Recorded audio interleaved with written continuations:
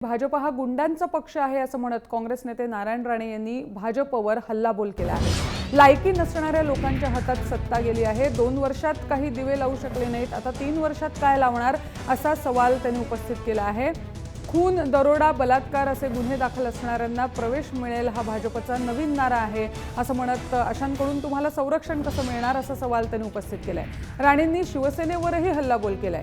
मुंबईत दिवे लावा, चालले गोव्याला, शिवसेनेची अवस्था दयनीय असल्याचं म्हणत नारायण राणेंनी शिवसेनेवरही जोरदार टीका केली आहे। ज्याच्यावर 2 मर्डर केस, 1 बलात्कार, 1 दरोडा, 1 अमुक आहे, या प्रवेश मिळेल मुख्यमंत्र्यांच्या हस्ते। जेवढे गुंड आहे 14 केसेस, 15 केसेस, त्याला बोलवतात आणि त्याला सांगतात तुला हे पद येणाऱ्या निवडणुकीत उमेदवारी पण मिळेल नगरसेवकाची।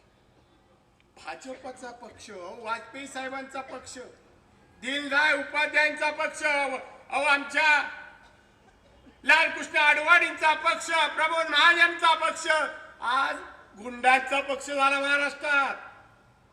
गुंडांचा, आणि त्यांच्याकडून तुम्हाला न्याय मिळेल, पण शिवसेनेचं काय अस्तित्वच नाही।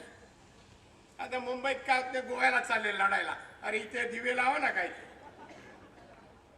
इथे दिवे लावा।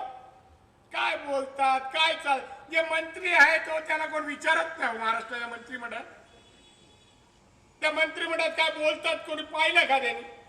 बाबा राज्य हिताचं हे बोलले,